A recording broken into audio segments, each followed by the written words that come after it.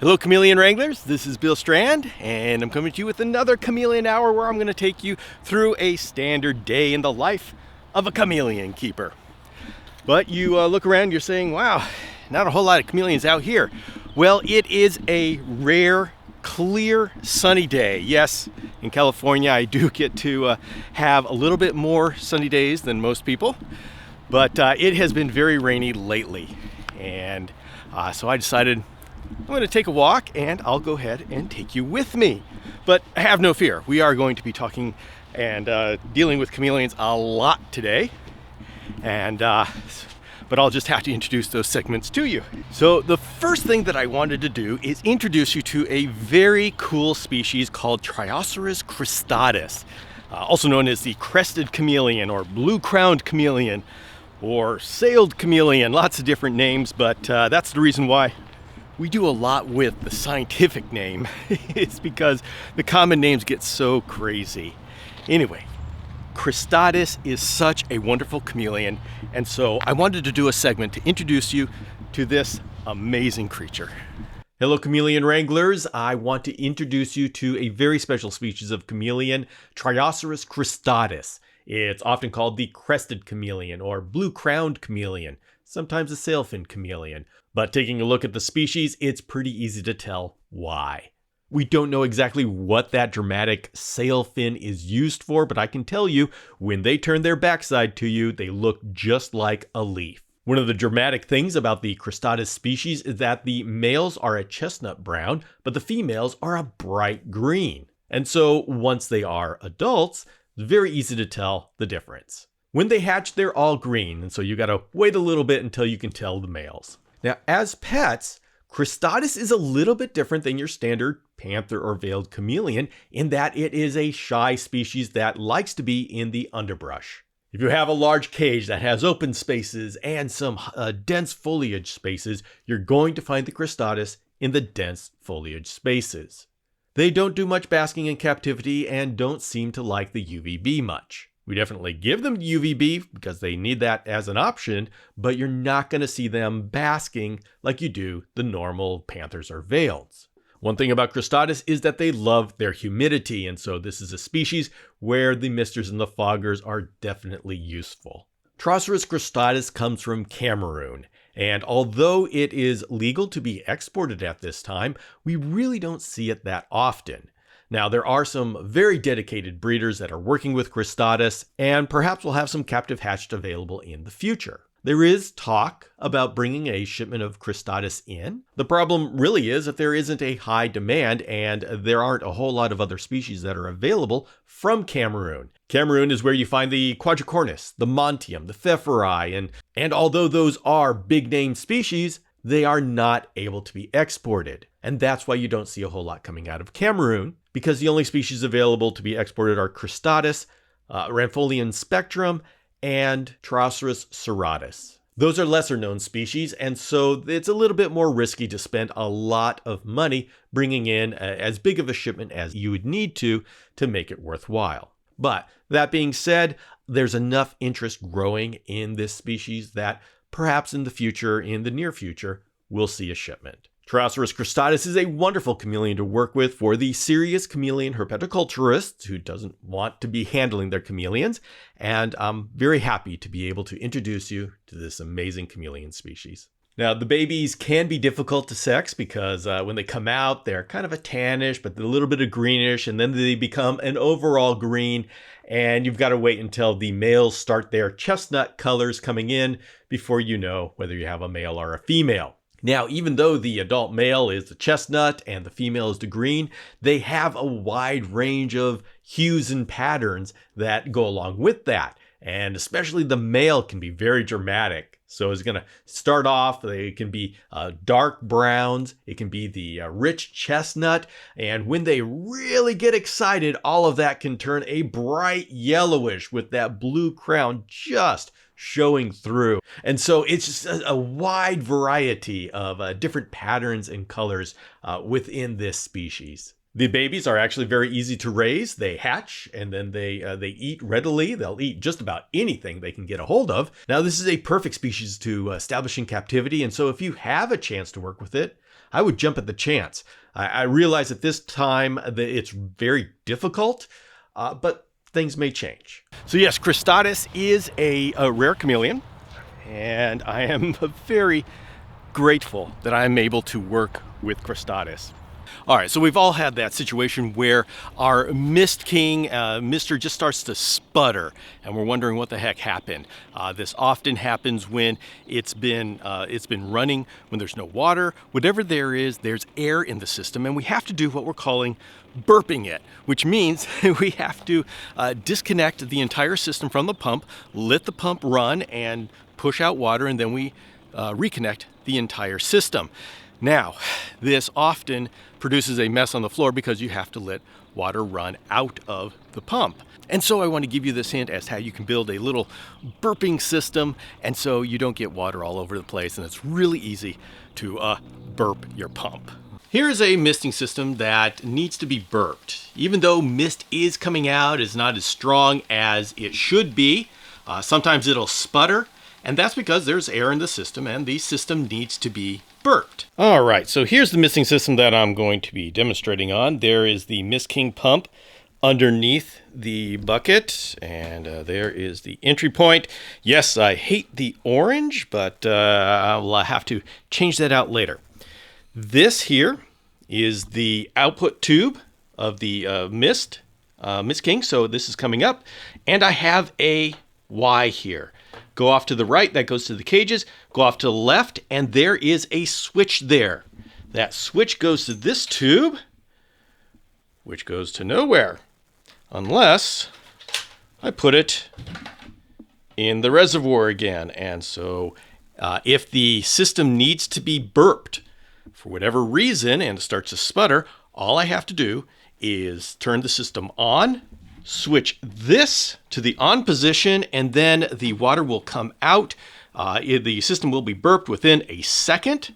I flip this back to the off position, and now the cages will be misted perfectly. And so that's a very simple way to be able to burp your system without getting water all over the floor. Now, you can buy these parts on Amazon or from Mist King, and I'll put some links down in the description. So there you go. This is one of those things that makes life easier as you're a chameleon wrangler just trying to get through the day. Now, I was going through a number of images and videos that I took while I was on my trip to Madagascar earlier this year. And I came across a clip that really made me think, and I wanted to share this with you. It had to do with disturbed habitat. And we came across a number of chameleons that were obviously on second growth. These are plants that are not native to Madagascar, like lantana, and there was eucalyptus and other trees that weren't supposed to be there, but the chameleons had moved in. There were species like Furcifer lateralis, the carpet chameleon, Furcifer minor, the lesser chameleon, Furcifer ustaletai, Furcifer wilsey, Caluma brevicorn. We even found some Caluma parsoni in introduced trees. And one thing that came to mind was a conversation that I had with Peter Nechas a while ago.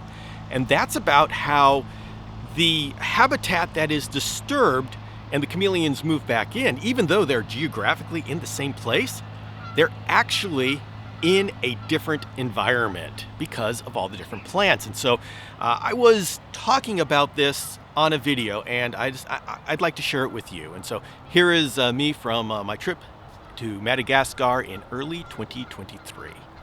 Hello, chameleon wranglers. This is Bill Strand, and I'm coming to you from the forests of Madagascar. Today, I'd like to talk about something that we've seen as we've traveled from place to place.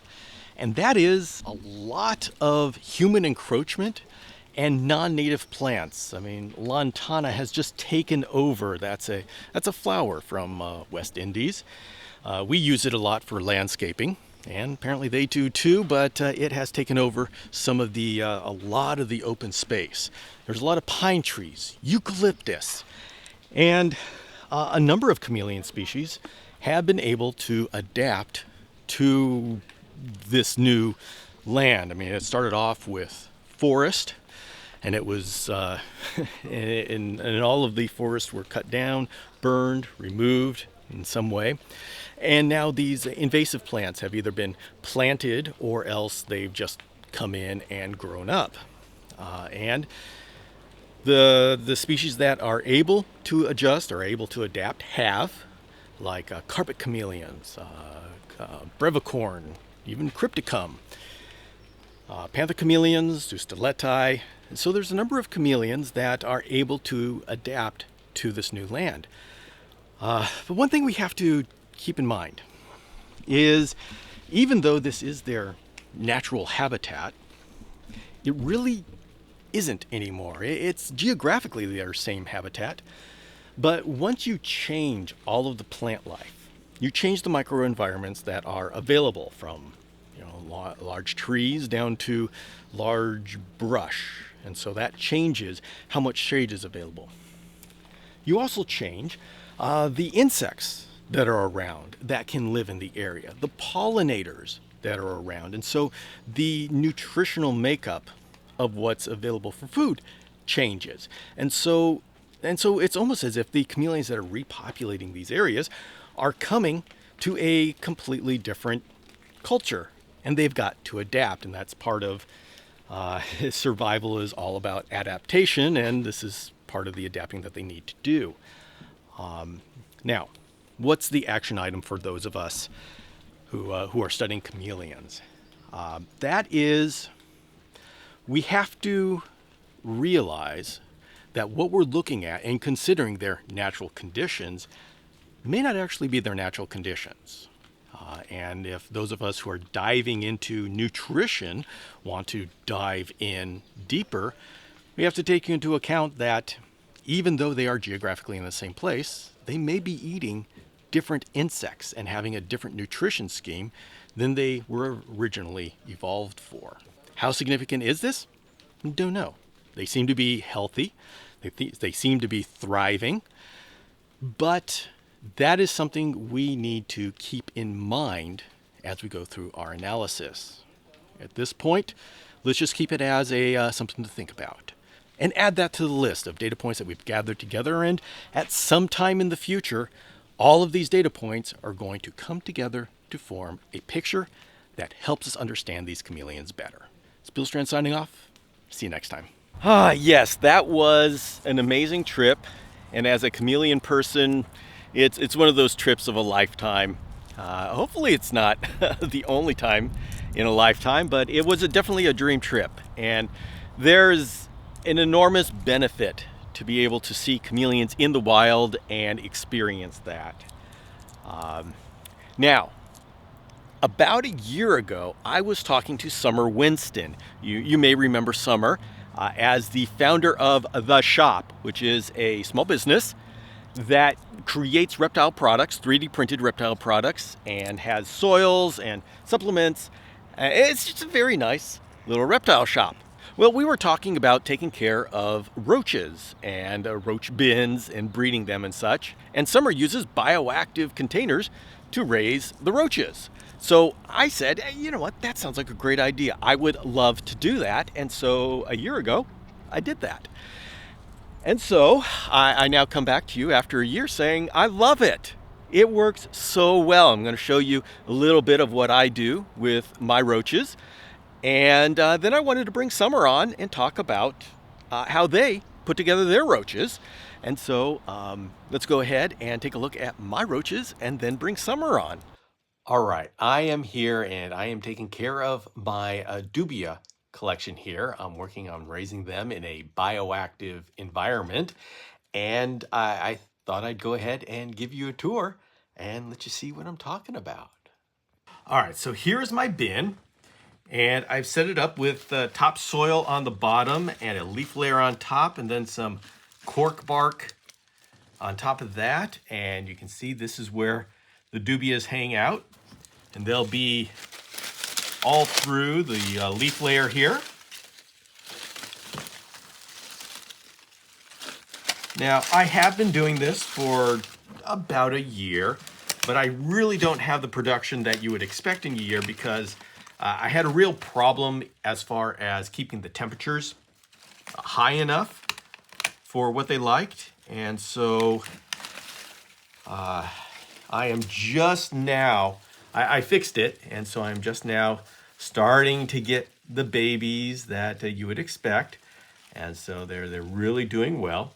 And if you're wondering how I solved my problem, I have those quad bulb T5 fixtures above my chameleons to give me all of that light that I love for all of those plants. Well, I just put this bin right on top of the light fixture. And so all of the heat that the light fixture generates heats up this bin. And that has been a perfect situation. And I can tell you, this is my dry grain. I have my fruits, my vegetable, I guess carrot's a vegetable, and my bug burger. And so I change up how I feed them, but this is the Missouri roach feed, and I'm trying another dry mix over here. And this can just be very peaceful and therapeutic. Just searching through the leaf layer. There's a male. Oh, yeah, they're not much for holding pets. That's right, us chameleon people will be just fine with them. So anyway, I'm very excited for the future and for how the production is going to be here. And so I'm going to keep you all informed as to how that goes. So there you go. That's the tour of my bioactive roach container. And I look forward to updating you as to how it goes in the future. I expect the production to skyrocket now that I got my temperatures figured out. But let's go ahead and talk to Summer about how they put together their roach bioactive and how it's going with them. Hello, Summer. Welcome to the podcast. Hey there, Bill. Happy to be here. All right. So I've just been going around doing my chameleon chores here and stopped by to take care of the roaches. And I just realized how much fun it is to have roaches in a bioactive setup. Yeah. And I remember you were doing it so far ago, and I saw you doing it and saying, that is so cool. And so I wanted to bring you on and talk to you about your experiences. I am in general a huge fan of bioactive setups in all areas. When you can set them up and make them work as they're supposed to, they're just hugely beneficial. And so at first, I had my roaches set up like most people do, in a bin with egg crates and having to take them all out and clean out all the waste and all of that. And a part of me, I'm also like, when I'm telling folks about bioactive setups, I say I'm a little lazy in that way. Like I like as many things to be automated as possible. But in reality, what I really like is to create I'm really systems minded. So I like to create a whole ecosystem that works as it should, like out in the world, So once I went bioactive with my roaches, with like all of my feeder insects, because all of my feeder insects are bioactive, there's no going back. So why did you do it in the first place? Well, a little background. If we have a bin with a bunch of egg crates, there's a whole lot more surface area. And so I would imagine you can get better production out of a more sterile egg, we'll call it an egg carton situation than a bioactive. So why would you go to bioactive? Right. So I understand how that could be the thought process, that you would get more production because there's more surface area for them to climb. They can utilize the space, more of the space, but you could also create that in your bioactive setup.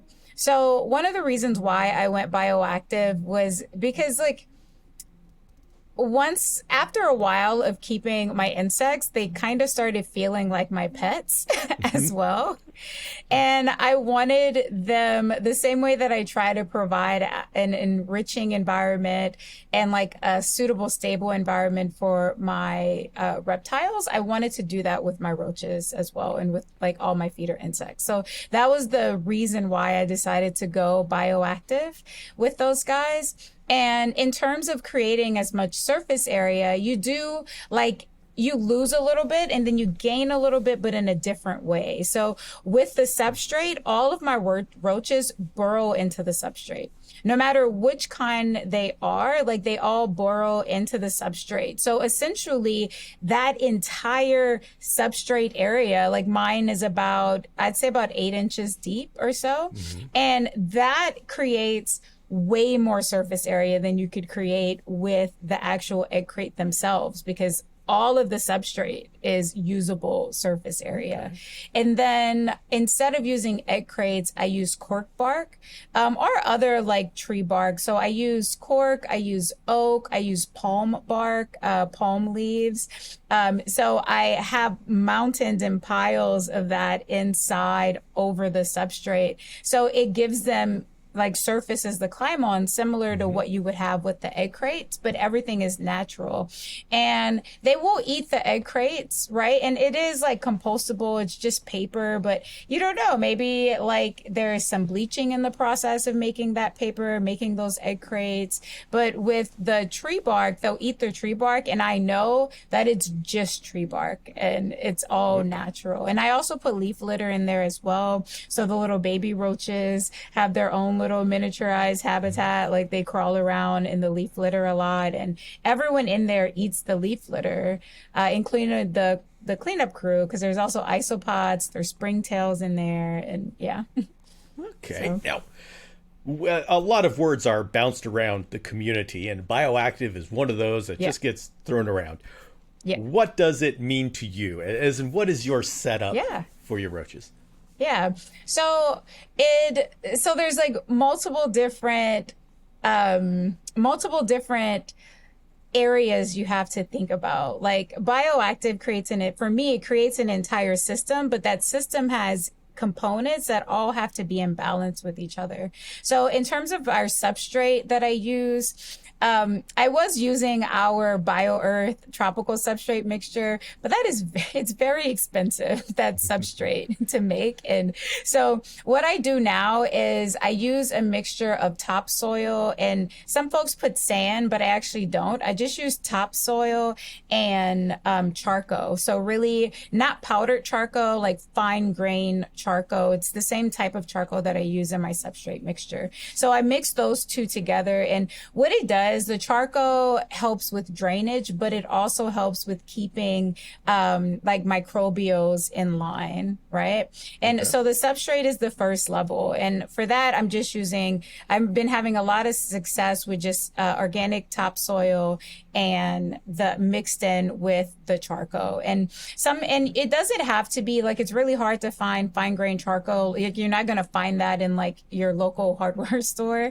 I also get a big bag of hardwood lump charcoal, and then I'll beat it with a mallet to break it into smaller pieces, and I'll mix that into the substrate as well. So like that's the first level, like making sure that your substrate, it can handle the bacteria that's going to want to grow, that it can like fight those things in a way that's beneficial and helpful to your system, but that it's not going to fight it so well that the other elements that need some of those microbials to survive won't have enough, that it isn't balanced, right? So like that's the first. And then the next is your cleanup crew. And just like a bioactive reptile enclosure, you have to have things to keep the waste in check and to keep the microbials in check. So I have springtails, depending on my roaches, but with like my dubia, for instance, or like my green banana roaches, I have like tropical or temperate springtails in there. And then I have isopods. And then I also, because when I bought my starter colonies, they came with those little, how do you say it? Demisted beetles, because it came with those when I bought my starter setup of roaches. There's also a pretty healthy colony of those in all of my roach setups, so which is great. because they're very hopeful, you know? So it's, when I think about bioactive, it's not just about like dirt and plants. It's an entire system that has to be working together, a whole ecosystem that has to be working together in harmony. And then my roaches are in there. They provide poop for all my cleanup crew to like eat and keep in check. And that, yeah, and they just all kinds of work together. And you also have to have your moisture correct as well. I have all of my roach bins and superworm bins. All of those guys are set up on my misting system, so they have misting nozzles going in them, and I mist them on a schedule as well. Because with especially with dubia roaches, they're tropical, so they need heat and they need enough water and food. They need all three of those things to be in balance, or they're not going to make the girls will just like metabolize the eggs or the babies. They won't produce. So, all right. Do you have problems with overpopulation? No. So I have a large crew of very hungry reptiles.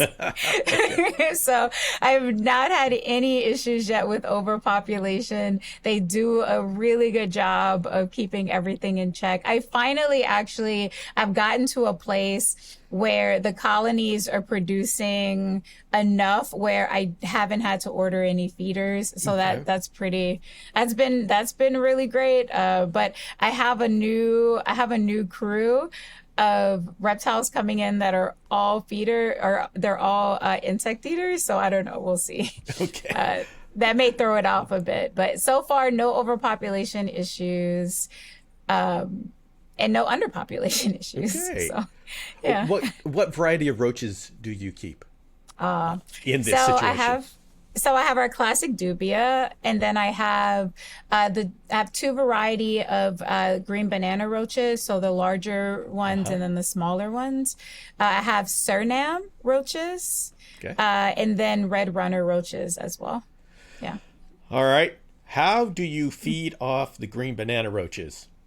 And anybody, let me set the stage here for anybody who's tried to deal with green banana roaches. They climb glass, they climb plastic, they fly. So these are very unruly creatures. They're very cute when they fly, but they're very difficult to feed off. Yeah, I honestly do not feed them off very often because they do all those things. Even when I open the bin. It's you never know. You don't know where you're gonna get when you open the bin, which was a huge mistake on my part, because I also have my isopod colonies, and I did my dairy cow isopods with the larger variety of the green banana roaches, and so when I go in to collect the dairy cow, the isopods, it is good luck. I'm like, I beat the lid to try it, because they'll be all along the rim waiting for their opportunity, you know. And so I beat the lid to try to knock them out. Oh, and I also have a colony of lobster roaches, which was another big mistake, because I have one container that's lobster roaches, the small variety of the green banana roaches, and a different species of isopod. And the lobster roaches also climb and fly. So it's, those guys are a nightmare. So they're just kind of my pets. They're living their best little lives. That's exactly what mine have turned out to be. They're just, we're in the process of making some changes to the way, let me reframe this. My partner is graciously allowing me to make some changes to the way I have my everything set up. So we're getting a big greenhouse for our backyard that's going to be 16 feet by 8 feet. And I'm going to move all of my insects into the greenhouse. Also, she really would love for me to get all of the insects out of the house. So I'm going to move them. Okay. I have known you for a little while, and I am just envisioning your partner popping the popcorn and saying, what is my life going to look like now? Yeah, seriously. That is it. What is yeah, summer exactly. going to do to us? I am so grateful for her like willingness to just be like, you know what, that brings you joy.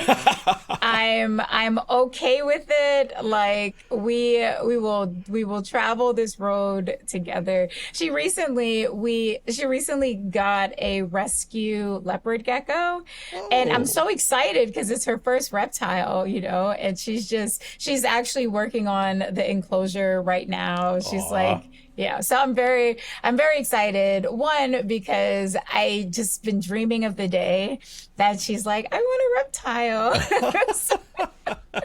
Well, you got to watch out, Summer. My wife did that to me. Oh yeah. She said, I want some geckos of my. Now she's got more reptiles than me.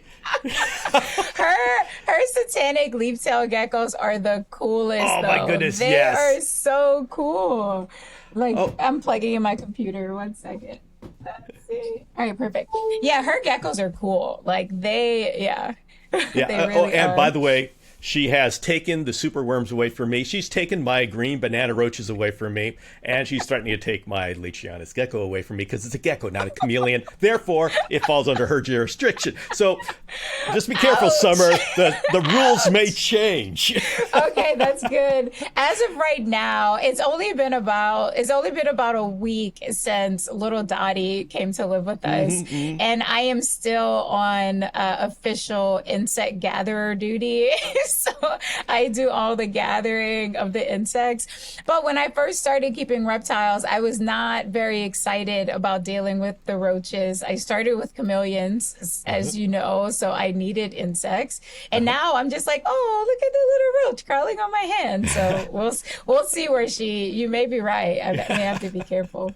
But yeah, so we're getting the greenhouse and we're going to move all the colonies outside, which I think is going to be awesome for a number of reasons. Like right now, I have them all with heat pads, or at least the ones that need heating. They have heat pads underneath, but I'll be able to control this wonderful climate controlled environment. So that'll be great. And I'm hoping that'll also make it a little bit easier to like approach my green banana roaches. I think I'm going to set the bin up inside of like a butterfly, one of those like 2 foot by 2 foot butterfly setups, so that when I open up the bin and they fly, they're not going to like, I'll have more room to try to navigate them, because I love them as feeders. As soon as like any of my insects eaters see them, they're just like, oh yeah, I'm on it. Oh yeah, green. But they're very hard to deal with.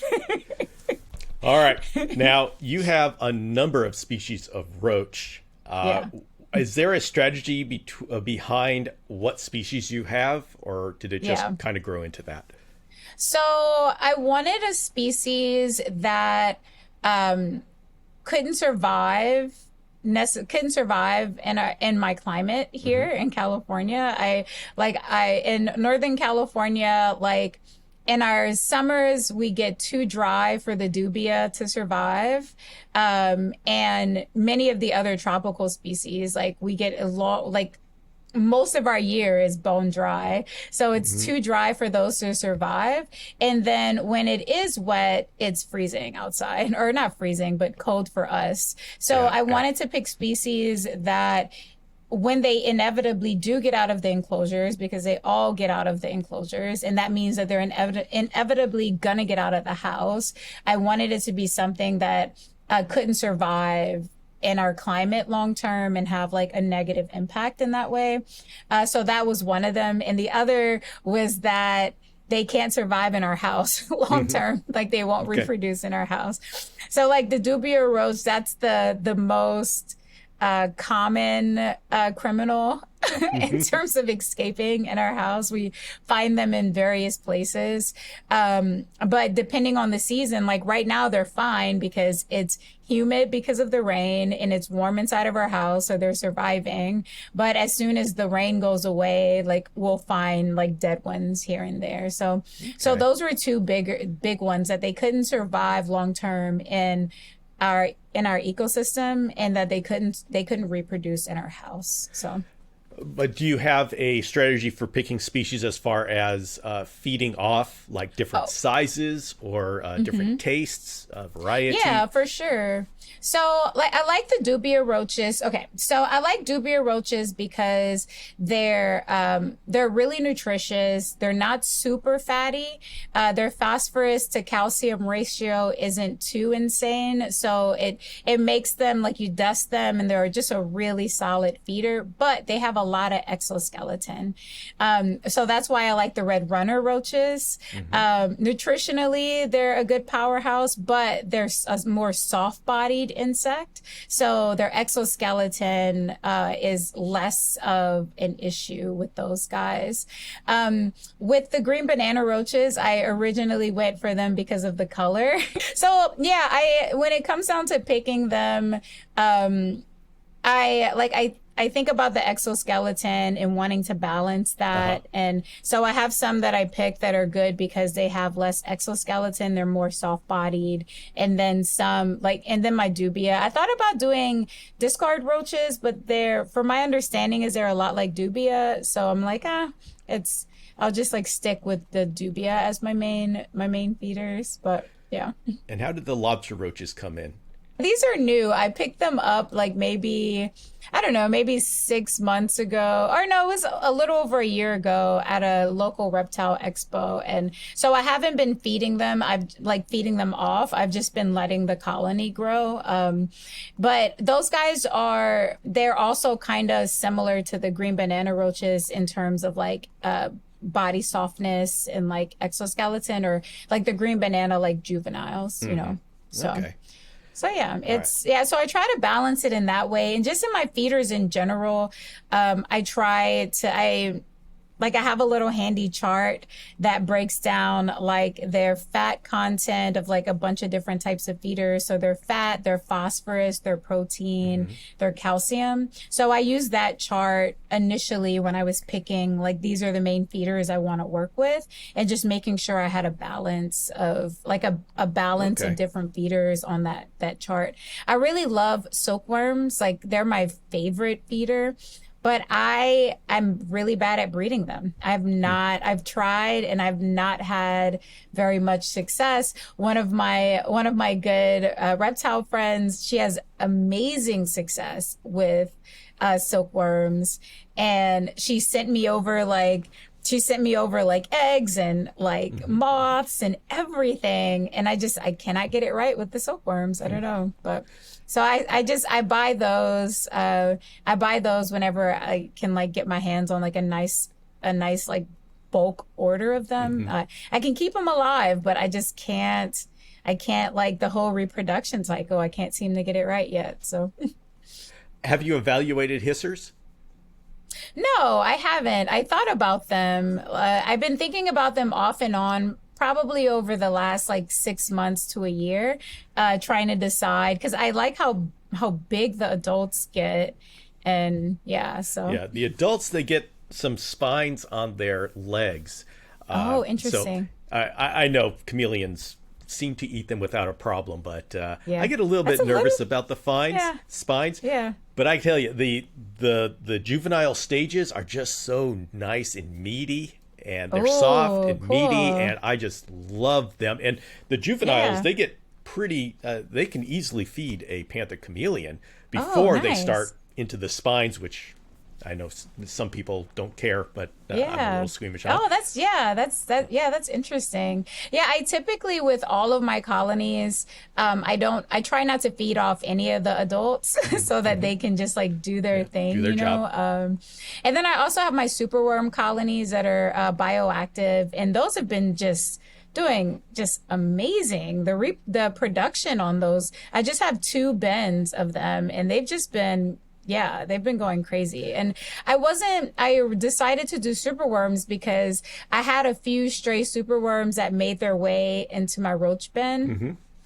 And it was months of collecting beetles, collecting superworms, like trying to get them out, because the population on my dubia roach colony that they were in, it wasn't replenishing. So I realized that the superworms may have been like either like eating the egg sacs, or eating, like the female will like push the egg sac out, and I was like, are you eating them, or maybe eating the fresh babies? And so I just meticulously every day would go in and pull out all the super worms. But then I was like, man, they are doing amazing. And so in you the don't even have setup. to separate the beetles? Don't you have to separate? No, you don't have to separate the worms? nothing. Okay. Yeah, nothing. I don't, and I was doing that at first, like separating them, setting them up in these little like plastic containers that I have. But now with them set up bioactive, I don't have to do that. Like I don't separate them. The worms will just like will dig in the substrate and find a little place for them, and then they'll do their whole metamorphosis like under the substrate. So it's important that, so it's with those, it's important, you can end up with overpopulation. And if you do, it kind of balances out, because if you end up with overpopulation, then the worms can't find places to like securely be alone and do their process. So then I'll look in and I'll notice that like, oh, my beetle population is thinning. So then I'll feed off more of the super worms. Like I'll pull off a bunch, and then I'll check in maybe a month later, 2 months later, and then my beetle population is up again. So with that one, you can have overpopulation issues, so you have to keep them in balance. But I don't feed my superworms off very often, because of their calcium to phosphorus ratio is like, if I see a guy, and they're really fatty, so if I see someone who I'm like, oh, you're a little underweight, then I'll put them on like a more superworm heavy diet. But yeah.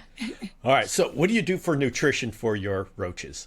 So I feed them like I feed my salad eaters. So they get all organic fruits and vegetables. I'll get like a big bag of organic carrots and apples, and I'll just like throw them in. So I'll throw in a few apples. I'll throw in like 2 apples and a few bananas, or not bananas, a few carrots. Sometimes I'll put in something like a banana, but that gets way gross. It gets like, so I learned my lesson with throwing in bananas. It gets way gross in there.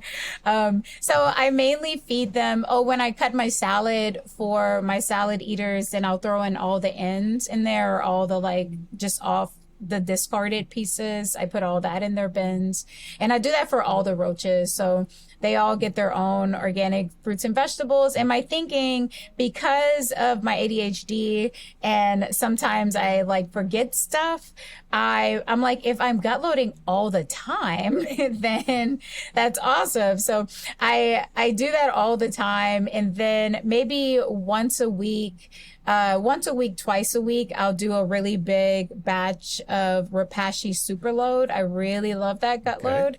I'll do a really big batch of that, and I'll go put in like a really big like slab in all of the enclosures, to add in more calcium, and like, because the superload, like the first ingredient in it is calcium, which I love. And so it'll add in calcium, more vitamins and things like that, to really make sure they're getting well-rounded with their food. So okay. Is there anything that someone starting off should know that they may not expect to run into, to make sure they are successful if they're trying bioactive roaches for the first time? So, collecting insects, collecting the roaches is harder. It's way harder. So like with just like the egg crates, like you can take collecting and sorting can be a bit harder. So you just like take your egg crates, you tap them, and you like into a container, and you sort your way through. And you can do that with the cork. I will do that with the cork. I'll take it and I'll tap it off and like collect some out in that way.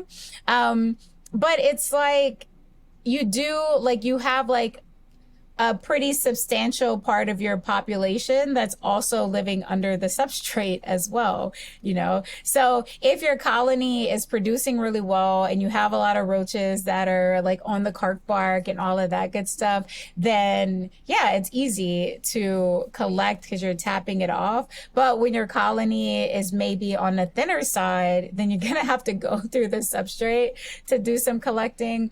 And with superworms, like things like superworms, all of those are in the substrate. So it's a lot more difficult. You can't just like, and superworms need moisture. Like one of the top reasons that your superworms may die will be like it's too dry in there. So you can't exactly scoop up some substrate and sift it because it's like, it's wet dirt, you know? So collecting your insects does get, a bit more annoying for sure. And you have to pay attention. Like on the upside, I never have to clean my roach bins ever. Like it's not like I've been able to remove that completely from my list of chores with my reptiles, which has been awesome. But the other side is you really have to pay attention. Like your bins should not smell at all. Like my bins have no smell at all. And if I go in and they do smell, then I know that they're getting out of balance and they may be going anaerobic. When that does happen, all I do is add in more charcoal. I mix it in. Like I went in one day and I hadn't checked my superworm bin in like a week, maybe 2 weeks, because I wasn't feeding any superworms. And I went in to feed superworms and I was sifting through the substrate and it had a smell. And I'm like, oh crap, like I haven't been paying enough attention. And all I did was I added in more charcoal and mixed it up really well. And then the next day the odor was gone. Okay. So you just have to pay attention to things like that you necessarily wouldn't have to deal with or have to think about if you're not bioactive, because you're probably cleaning your bins at least once a week or once a month or whatever your routine looks like. Yeah, I found that since I've gone to the bioactive roach keeping, that it takes me a lot longer to be able to pick out the roaches that I need. And it's mainly because it's so zen and peaceful to see them. Oh, look, they're in their little corners. Oh, they're in the cork bark. This is so much fun, and I get just lost in it's so enjoyable and peaceful. Yeah. Oh, what am I supposed to be doing? Oh, I'm supposed to be taking care of chameleons. Oh, yeah. Yeah, that's another part of like. So it takes me longer to collect the insects, but it's almost like. It's like my like Sunday afternoon, Sunday night, like unwinding type of thing. Like it really is. Like I get into the zone. I'm sitting there and like I'm picking them off. Like I don't tap them in. Like I just like pick them off from the cork bark and until I get the number that I need. And we recently added tree frogs to our family, and they're like still little babies. So I have to like go through and like find the right size for them. And it is, I get into this I feel really calm and really peaceful when I'm going through that part of the process. So yeah, I guess it really just depends on like if you want to like get in and get out, like it is not going to necessarily be like that with a bioactive insect setup. But if you want to if you can set aside a little bit of time and sit there and like just kind of make that in and of itself a routine. And plus you don't have to spend as much time or any time really cleaning the bins. So it kind of transfers that time over to, something else. So. All right. Thank you very much for coming on and telling us about bioactive roach care. Well, here, you know what? You have the shop, which is a shop that you've put together. How is that going?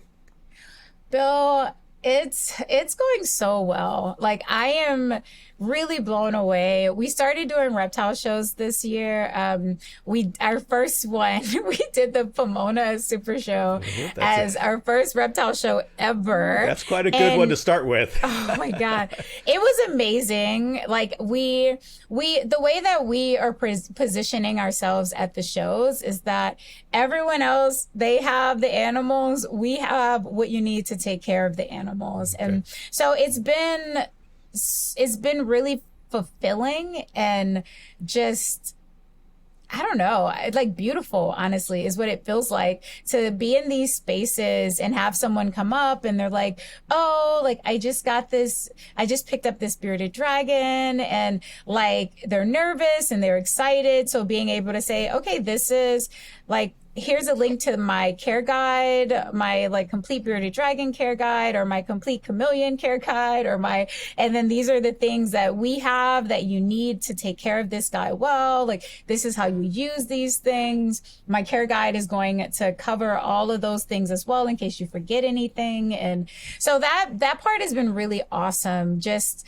like having supplies and products that can help someone just out the gate with their brand new reptile, especially with their like first time keepers. Like our feeders help provide enrichment at feeding time and like all of these types of things. And so I've loved it. I really have. Like, I have the reptile show bug. It's bit me. Yes. And it's been a really great experience so far with just being able to talk with people and like have supplies that they need. And we're adding right now. So there's some things that we get manufactured.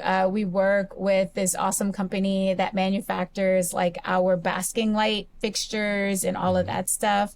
And I'm working with another company that like we've been going back and forth for like the last 2 weeks. We're going to get T5,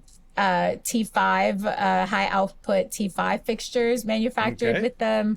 And so I'm really stoked about that.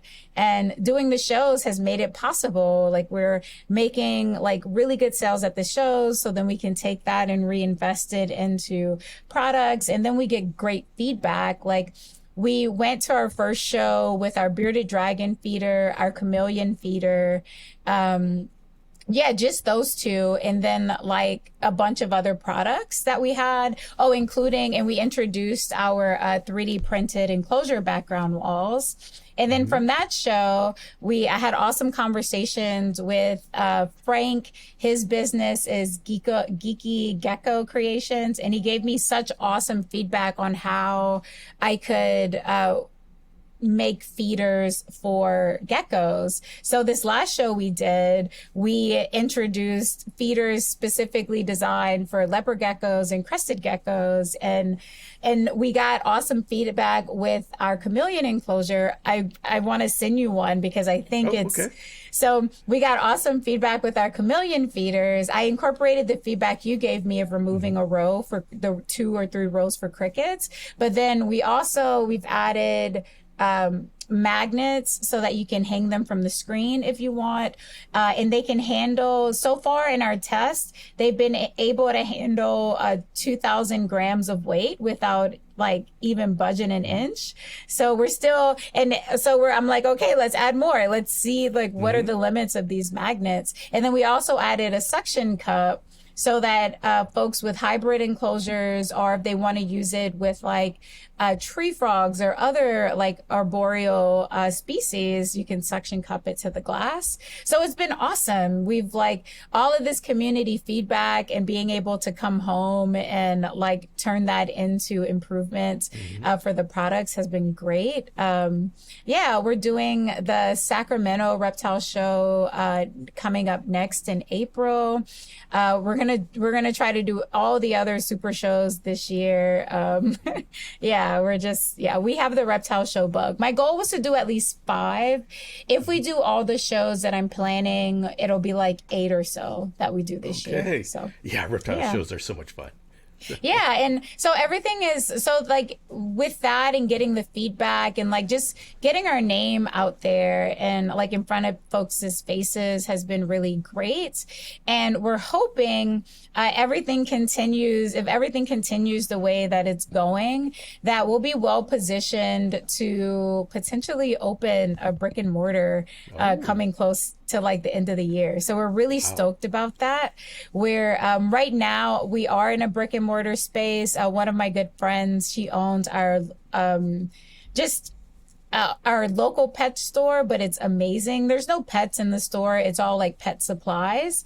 It's Mugsy's Pet Supplies, and Mugsy's Pet Supply and Barkery. She has all kinds of awesome birthday baked goods for dogs. But we're in her space and we have our reptile corner there, which has been really awesome. But we're hoping, like, our goal is to open a brick and mortar space that's the Shop Reptile Education Center and store. We'll have like workshops and classes. We'll have folks that'll come and speak, kind of like the way that like herpetological societies do, or like aquarium societies do, like host talks with different folks. Like we'll host talks in the store, as well as having like all the pet supplies, and we'll have a couple of different, like we'll have some species of fish that we sell there, as well as a few different species of reptiles as well. And our goal is to like partner, and instead of doing like buying reptiles from like big name, like, I don't know, horrible companies that do breeding mills, you know, we want to like partner with local breeders. That'll be our goal. And yeah, just and make it a community space for building relationships around reptiles, as opposed to like an get in, get out. Like I came here for a light bulb, I got it, I'm out. You know, like building a space that's like community oriented and education oriented. A space where if you come in and you're unprepared to truly take care of that reptile, we're going to tell you no, but we'll help you get prepared so that you can take really great care of that reptile. We want to like put the animals first. And yeah, so Okay, that's our goal. Great. That's our goal. All right. Well, I will definitely watch what's going on. I'm going to pop my popcorn and see where you end up and watch the whole process. So, Summer, thank you so much for coming on and sharing your experience. Yeah, for sure, Bill. You're just like, you're like one of my reptile heroes. So I'm always down to like chat. And it's always, you know how they say like, don't meet your heroes. Like you could not be more opposite than that, you know? So I'm always happy when I can sit and chat with you about reptile things. Yeah, no, you're awesome, man. You really are. You and your wife, both of you are just she's stellar awesome. People. All right, then. We'll see ya. All right, bye. Well, folks, that's our show for today. I thank you very much for joining me here. It's been fun bringing you along with me as I go through all of my chameleon duties through the day. Obviously, it's not really a bunch of chores. It's how I love spending my day, and I love learning about this more every day. So I guess it's time to go. It's hard to say goodbye because so much fun talking about chameleons. But there's always another day with chameleon keeping, and so I will definitely be back and share another day in the life of a chameleon keeper. Give your chameleon its favorite treat from me, and I'll see you next time.